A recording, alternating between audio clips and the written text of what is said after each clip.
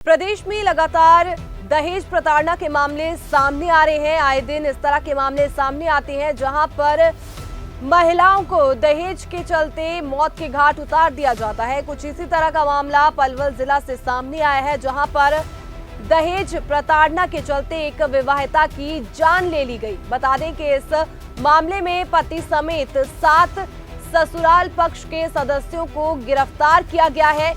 जानकारी दे दें कि 6 दिसंबर 2024 को महिला की शादी पलवल में हुई थी, लेकिन किसे पता था कि 6 महीने बाद इस तरह का मंजर जो है वो देखने को मिलेगा।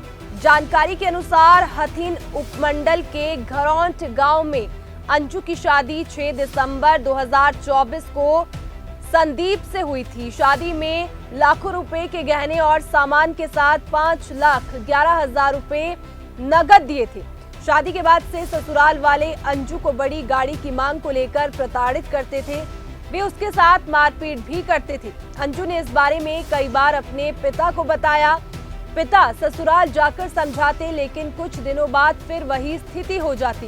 बीती रात करीब 9 बजे अंजू ने अपने पिता को फोन कर बताया कि ससुराल वाले उसे मार रहे हैं। अगले दिन सुबह उन्हें अंजू की ननद प्रीति ने फोन कर बताया। उसे पलवल सरकारी अस्पताल ले गए। अस्पताल पहुंचने पर पिता ने देखा कि अंजू की मृत्यु हो चुकी थी और उसके शरीर पर चोटों के निशान थे। जब उन्होंने ससुराल वालों से पूछताछ करनी चाहिए तो ससुराल वालों ने गाली गलौज की और मारपीट की कोशिश की।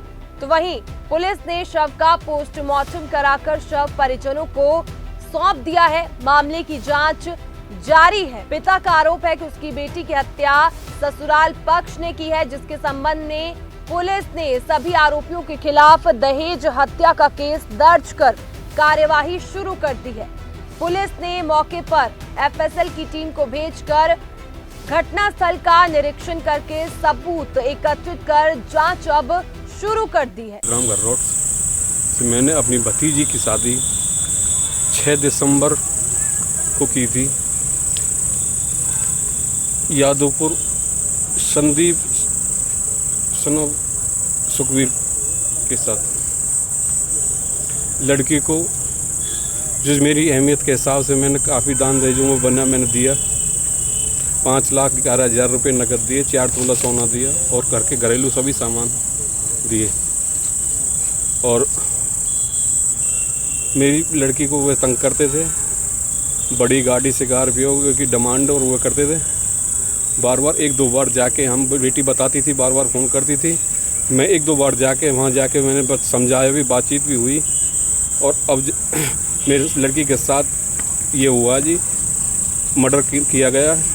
और मैं चाहता हूँ सख्त से सख्त कानून कार्रवाई हो मुलजिम के साथ। किस हालत में मिली थी और मरने की सूचना किसने दी आपको? मरने की सूचना लड़की की नंद ने दी। लड़की के ही फ़ोन से फ़ोन आया जी कि मौसा जी, हम अंजू की तबीयत ख़राब है, पलवल लेके जा रहे हैं और तुम जल्दी पहुंच जाओ। हम आए हैं। गुरु नानक में बोली उसने, हमने आके फ़ोन करे, बड़ी बेटा पहले पहुँच गो, मेरा ड्यूटी जा रहा हूँ, रास्ते में रुक गो। उसने आके बताई, बेटा को फ़ोन किया। फिर मैंने बेटा और फ़ोन करे क्योंकि कहाँ पे बल सरकारी हॉस्पिटल में आ जाओ एमरजेंसी में। हम वहाँ देखे तो हमें मरते अवस्था में मिली है हमारी बेटी। किसी तरह की कोई चोट वगैरह? चोट हैं जी, कनपटी पे भी हैं, बगल में भी हैं, हाथ पे जले को सभी निशान भी है और पैरों पे भी 1-2 जगह 3-5-6 जगह निशान है। तो क्या मारपीट भी हुई है उसके साथ? बिल्कुल, इस चीज़ पर बनाव से बिल्कुल हुई है जी। क्या लगता है आपको कि मारपीट करने के बाद में फिर मारपीट हुई है? अभी तो हुई है जी। कौन कौन लोग दोषी हैं? किस पे आरोप लगाया आपने? पुलिस क्या शिकायत की है? पुलिस में शिकायत की है जी लड़के पे। लड़के का पिताजी है, लड़के का चाचा है, भाई है और लड़के की बहन है। तो अभी 2-3 दिन से यहाँ आई हुई है। अभी झगड़े के कारण क्या, और एक जेठानी इस लड़की की, घर में कलह चल रहा है इनका काफ़ी। इस घटना से पहले कोई घर में वाद विवाद हुआ है? बात बोल दो था मैंने पहले भी 1-2 बार कह के भी आया हूँ वहाँ। फ़ोन पे बात हुई है। क्या फ़ोन पे भी कभी कोई ऐसी शिकायत करी थी? फ़ोन पे लड़की बता भाई हमें, हम समझावे, लड़की को भी समझावे। 1-2 बार वहाँ भी गए हैं, समझा कहाँ हैं। अब आपकी परिवार से बात हुई है उनके? नहीं, अब कोई आए हैं यहाँ तो मिले हुए हमें यहाँ। और उनसे बात हुई में क्या हुआ कैसा हुआ, उन्होंने तो बोला कि तुम्हारा खानदान ऐसा वो ऐसा, और हमारे साथ झगड़ा किया और मारपीट में हाथ वो छोड़ने की कोशिश करी उन्होंने। आपके ऊपर आरोप हाँ लगाए जी। हैं। खानदान तक की बात कर हाँ रहे हैं। जी, हाँ, बता रहे हैं कि बेटी गर्भवती भी थी। बेटी 2 माह की गर्भवती है जी, प्रेग्नेंट है। अंजू से बड़े हैं आप? हाँ जो चचेरा भाई हैं। हाँ, बताइए ये जो घटना हुई है इस पर क्या जानकारी, आपको क्या हुआ अंजू के साथ? आज मैं सुबह ड्यूटी के लिए निकला था, तो रास्ते में फ़ोन आया, उसकी नंद का था, तो बोले भाई साहब अंजू को लेके गए हैं फ्लोर एजेंसी में। अब जैसे ही मैंने उनको पूछा वो कहाँ ले गए, तो उन्होंने गुरु नानक का जवाब दिया। तो जैसे ही मैं गुरु नानक उनसे पहले पहुँच गया, तो मैंने वहाँ पर देखा तो मृत अवस्था में वहाँ पे मेरी बहन पाई गई थी मुझे। वहाँ से उसे सरकारी अस्पताल में रेफ़र कर दिया और मृत अवस्था में यहाँ पे लाया गया था उसको। क्या है, क्या लगता है आपको, क्या हुआ उसके साथ में, कैसे मौत ये हुई? मर्डर हुआ है। तो पहले क्या उसके साथ कोई ठीक ठाक व्यवहार नहीं था ससुराल में? नहीं, सभी लोग उसको टॉर्चर करते रहते थे, फिर भी हम उसको समझाते थे बहन को नहीं, अभी शादी हुई है, सब समझ जाएंगे, व्यवहार समझने में टाइम लगता है, सब ठीक हो जाएगा। अभी शादी को 6 महीने भी नहीं हुए। ससुराल में किससे ज़्यादा परेशानी हो रही थी, पति से या सासू से या सभी के साथ ही हम तो अपने बेटी को ही समझा रहे थे, मैं कोई नहीं, अब उनको भी समझा के दोगे आए।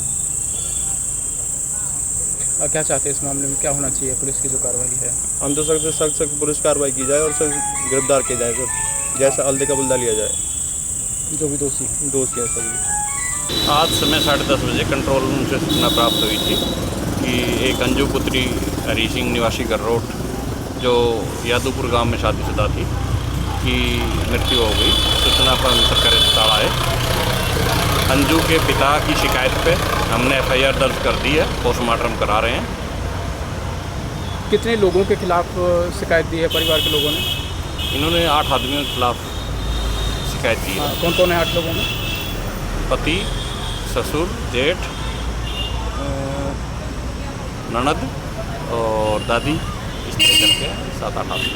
अच्छा, बता रहे हैं कि जो मृतका है वो गर्भवती भी थी, है कुछ जानकारी इस तरह की आपको? पोस्टमार्टम रिपोर्ट में क्लियर होगा। ये तो कोई ऑथेंटिक रूप से तो अभी तक कोई नहीं बता सकता कि वो गर्भवती थी या नहीं। अच्छा, इस मामले में अभी किसी को हिरासत में लिया गया? नहीं, अभी तो पोस्टमार्टम की प्रक्रिया में है। शीघ्र अगर कोई नेक्स्ट कोई सूचना होगी तो हम आपको अवगत करा देंगे। किसी की गिरफ्तारी भी हुई है? पुलिस पोस्टमार्टम की प्रक्रिया में है, गिरफ्तारी होगी तो आपको सूचना दे देंगे।